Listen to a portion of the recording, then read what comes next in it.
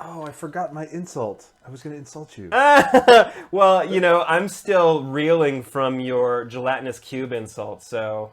Yo, what's up, everyone? My name is Emilio. This is Christian. If you've been enjoying our show, please give us a like and subscribe. And now, let's roll characters. Boom, boom, boom, boom, boom, boom, boom, boom, boom. Character, gonna roll characters. Emilio, we are going to roll today for ancestry, culture, class, and not background, but we'll get there, and gender. So roll me a d10 for ancestry. It's a 3. We have an elf ancestry. How about a d10 for culture? See something interesting. It's a 3. No, it isn't. It really is. All right, we have elf. Give me a d12 for class. 7.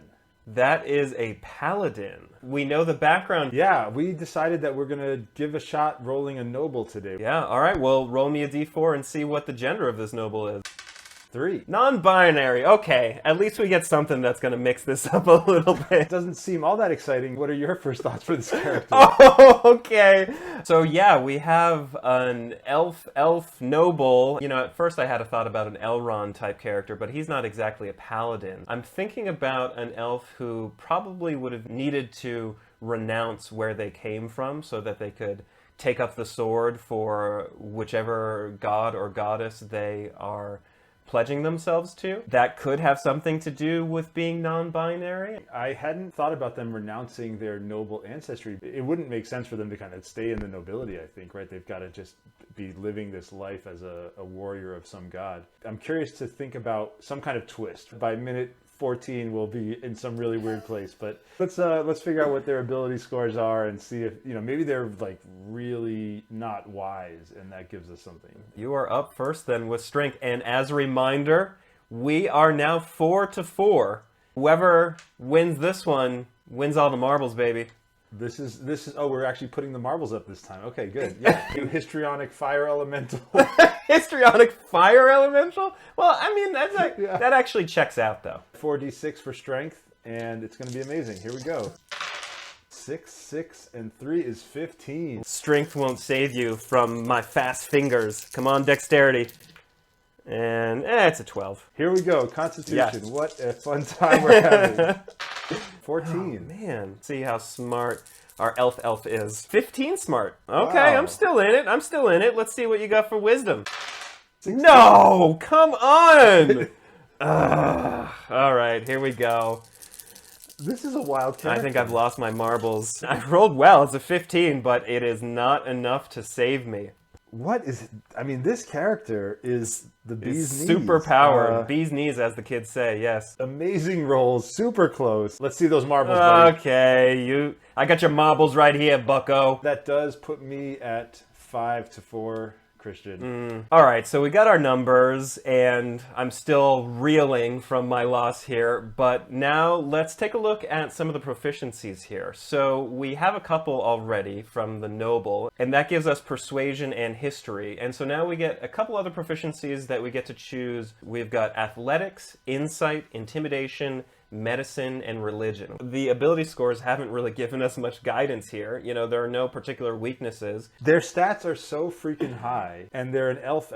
They're strongest with wisdom, but then, they're really strong with intelligence, charisma, and constitution and strength, too. Just to make them interesting, maybe we could say that, they're kind of a bully and intimidation is one of their things, but they're so smart, it doesn't seem in character necessarily. Let's just jump straight to flaw. Okay, I'm formulating a character who is really great at everything. There was perhaps a fall from grace led to them having to join an order and use their skills elsewhere. I think that leads into a little bit what I was thinking about them maybe having athletics proficiencies just because they're so skilled at everything. I mean, what if they're sort of the chosen one? So because they're a noble, right? They're born into this noble elf family. They were always raised to be the best at everything. And so they had these incredible natural abilities. They're the result of thousands of generations of the highest, most powerful elves, marrying each other and creating more incredibly powerful elves. You And so can this is say it, kind of- Emilio, the product of eugenics. Elf eugenics. That's an interesting story. What if there was this clan of elves, this city of elves that actually valued that and was trying to create like the perfect elf? They perhaps fell in love with somebody who they weren't supposed to fall in love with, or maybe even fell in love and had a child with somebody who they weren't supposed to fall in love and have a child with. I like bringing a child into it because it destroys the breeding program, basically. They hear the whispering of some god or goddess who calls them to tear down this sort of tyrannical kind of structure or something like that. And so then as far as the second proficiency...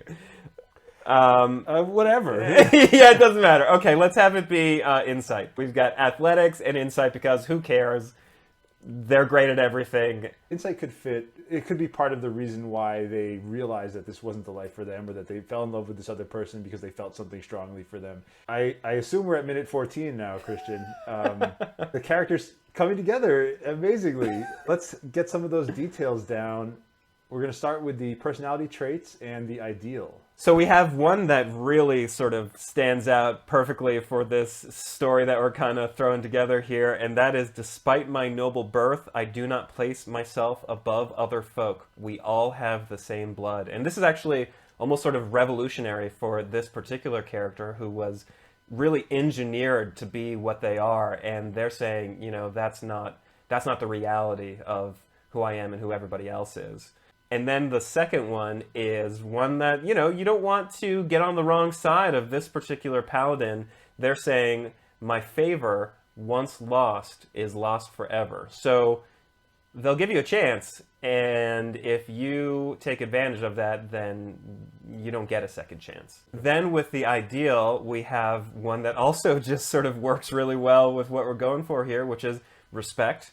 Respect is due to me because of my position, but all people, regardless of station, deserve to be treated with dignity. It's the whole reason that they've revolted against the place where they came from, is because they don't believe that people should be treated differently. For the bond, this character is in love with the heir of a family that their family despises. We love the idea that maybe that is another race, that maybe even it's an orc family. This would be really the greatest insult to these eugenicist elves. For the flaw, they do believe that the world revolves around them. And in a lot of ways, they're sort of right. They have this mission to tear down their own family that was bestowed on them by some god. And also, they've really been raised their entire life to believe that they are kind of the center of the universe. So that kind of thinking must creep in there. So they probably have a really single-mindedness about this work and can't really see what else is around them. So we've got the main bits here. The last thing that we need to figure out is, what is their name? Just to throw something out there, how about the name Faliseth? Faliseth. Yeah, I don't know where that came from. Wow, that was just, you just came up with Faliseth. It was just sounds in my head. I'm on board. I'm on board with Faliseth, if I can say it. Faliseth. Faliseth. And Faliseth is taking everything I have right now. You say it again. Faliseth. Say it 3 times fast. Faliseth. Faliseth. Faliseth. How dare you. All right, what is Faliseth's last name? I mean, I want something that probably is going to reflect perfection of some kind. Like, we could even look up, you know, Elvish words for perfection. Ilvanya. I don't fully understand this site. However, Ilvanya is, I like. Yeah, I like Ilvanya a lot. Okay, so Faliseth Ilvanya is our character. All right, Christian, this should be fun. Tell us all about Faliseth Ilvanya. Okay, so Fi is an elf who was raised in a very particular elf culture where they had, over the course of generation after generation, really engaged in this sort of eugenics-based breeding program. And Faliseth was intended to be the one, the scion of all of their work. And Faliseth was not into that, and they sort of rebelled against this whole structure, this almost cult-like structure, and fell in love with an orc who really, to the people who are running this nasty program, it was anathema to everything that they believed in. In the process of rebelling against these people, Faliseth heard a gentle voice from a god or goddess who said, "Follow me and I will help you take these horrible elves down." And so Faliseth pledged themselves to that god, and they are fighting for a belief that is bigger than these small-minded eugenicist elves. Or at least they think they are. An amazing twist on this would be if this god that spoke to them was actually, some kind of evil god and was just leading them astray. But because they had been raised to think that they were so important, that as soon as they hear this call, of course they're like, oh, this is my destiny. So it would be really interesting to play it that way as well. I think, you could play it straight or with a twist. Christian, do we have our character? Yeah, we do, and now so do all of you. If you want to bring Faliseth Ilvanya into your game, you can go ahead and click the link below for the PDF. If you enjoy Let's Roll Characters, please like and subscribe. We really appreciate all your support. And hit us up with a comment. Let us know the kind of characters that you guys want to see. Yeah, and thanks for watching. All right. You know the deal. Go play some D&D. Boom, boom, boom, boom, boom, boom, boom, boom, boom. Characters, gonna roll characters. Hey everybody, this is Christian and the Bagel, and it's time for Let's Roll Characters. We're gonna play some D&D. All y'all ready? Okay, here we go. I mean, I am sort of stereotyping bullies as dumb, but I think that's fair. Yeah, I think that's fair.